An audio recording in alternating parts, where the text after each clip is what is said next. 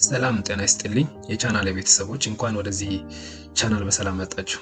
ዛሬ በጣም የምወደውን ጥያቄ ይዤላችሁ መጥቻለሁ። በህይወታችሁ እግዚአብሔር ሆይ ለምን ዝም አልክ? ለምን አንድ ቃል አትናገረኝም? ድምፅህን መስማት ፈልጋለሁ ብላችሁ የሚታማርሩበት ጊዜ አለ። በተለይ ነገሮች ሲበላሹ ወይም ግራ ሲገባን ይህ ስሜት ሁላችንንም ይፈታተነናል። ታዋቂው የእግዚአብሔር ቃል አስተማሪ ፓስተር ጆን ፓይፐር እኔም ልክ እንደናንተ አንዳንዴ በዚህ ነገር በሳጫለሁ ይላል። ነገር ግን እግዚአብሔር ለዚህ ቅሬታችን በዕብራውያን ምዕራፍ 1 ቁጥር 1-4 ላይ የሚገርምና አፍቃሪ የሆነ ምላሽ ይሰጠናል።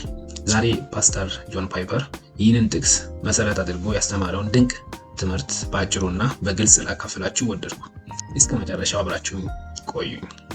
መጽሐፍ ቅዱስ በዕብራውያን ምዕራፍ 1 ቁጥር 1 ላይ እንዲህ ይላል፣ ከጥንት ጀምሮ እግዚአብሔር በብዙ አይነትና በብዙ ጎዳና ለአባቶቻችን በነቢያት ተናግሮ እያለ ይቀጥላል።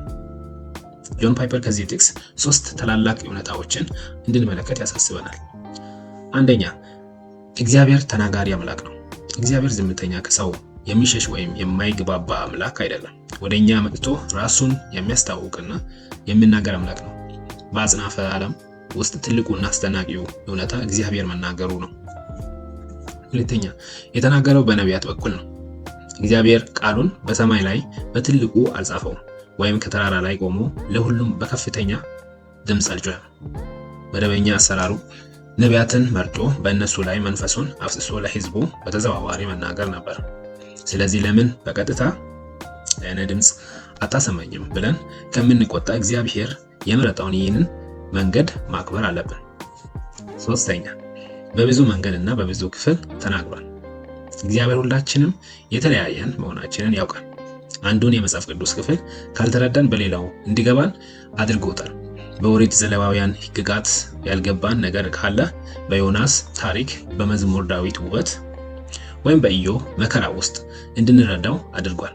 እግዚአብሔር በልግስና የተናገረ አምላክ በመሆኑ ለአሁኑ ሕመማችንና ግራ መጋባታችን የሚሆን ቃል አስቀምጦልናል። አሁን ደግሞ ወደ ሁለተኛውና ይበልጥ ወደሚገርመው ክፍል እንለፍ። ቁጥር 2 ላይ በዚህ ዘመን መጨረሻ በልጁ ለእኛ ተናገረን ይላል። ይህ ሁለተኛው የእግዚአብሔር አሰራር ከመጀመሪያው እጅግ የላቀ ነው። ለምን ብሉ፣ አንደኛ ከነቢያት ይልቅ በልጁ ተናገረን። ይህ እውነታ ክርስትናን ከሌሎች እምነቶች ለምሳሌ ከእስልምና ፍጹም የተለየ ያደርገዋል። እነሱ ኢየሱስን እንደ አንድ ተራ ነቢይ ያዩታል።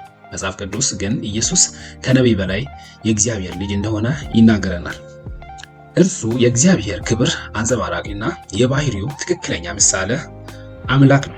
ስለዚህ እግዚአብሔር ሆይ ተናገረኝ ብለን ስናማርር በቀስታ የሰጠሁህን ትልቁን ቃሌን ኢየሱስን በሚገባ ተረድተዋል ወይስ አሰልችቶሃል የሚል አፍቃሪ ተግሣጽ ይሰጠናል። ሁለተኛ፣ ልጁ የሁሉ ወራሽ ነው። ኢየሱስ ክርስቶስ የምድር የሰማይ የስልጣን የሁሉ ነገር ባለቤትና ወራሽ ነው። ይህ ለኛ ምን ያህል ታላቅ ዋስትና እንደሆነ ታውቃላችሁ። ኢየሱስ የሰጠን ተስፋ ሁሉ ፍጹም እውነት የሚሆነው የሁሉ ነገር ባለቤት ስለሆነ ነው። ምድርን ትወርሳላችሁ ካለን ምድር የእርሱ ስለሆነች በእርግጥ ይሰጠናል። ምንም ነገር ከፍቅሬ አይለያችሁ ካለን ሁሉም ስለሚገዛ ማንም ሊነጥቀን አይችልም፣ ሞትም ቢሆን። ሶስተኛ፣ ልጁ ፈጣሪ ነው። ዓለማት ሁሉ የተፈጠሩት በእርሱ ነው። ኢየሱስ ዝም ብሎ እዚህ ምድር ላይ ተወልዶ በጉድፍቻ የእግዚአብሔር ልጅ የሆነ ተራ ሰው አይደለም። እርሱ ዓለም ሳይፈጠር የነበረ ፈጣሪ አምላክ ነው። እርሱ ዓለምን በመፍጠር ብቻ ሳይሆን በመስቀል ላይ በከፈለው የማዳን ሥራ ኃጢአታችንን በማንጻት ድርብ ወራሽነቱን አረጋግጧል። የተወደዳችሁ ወዳጆቼ፣ የጆን ፓይፐር መልእክት የሚያጠቃልለው በአንድ ታላቅ ጥሪ ነው። በአሁኑ ሰዓት በዚህ ዓለም ላይ በፈጣሪያቸው በኢየሱስ ክርስቶስ ላይ ያመፁ በሚሊዮን የሚቆጠሩ ሰዎች አሉ። ነገር ግን እርሱ የሁሉ ፈጣሪና ወራሽ በመሆኑ አንድ ቀን ሁሉም ጉልበት በፊቱ ይንበረከካል። ዛሬ እግዚአብሔር አልተናገረኝም ብላችሁ አታማሩ። ይልቁኑ በልጁ በኢየሱስ ክርስቶስ በኩል የተናገረውን ታላቅ ቃል አስተውሉ። የአመፅ መሳሪያችሁን አስቀምጡ፣ በፊቱ ተንበርከኩ፣ እርሱንም እንደ አንደኛና ጌታ አድርጋችሁ ተቀበሉት። ሕይወታችሁን ለእርሱ ስጡ። ይህ መልእክት ሕይወታችሁን እንደባረከ ተስፋ አደርጋለሁ።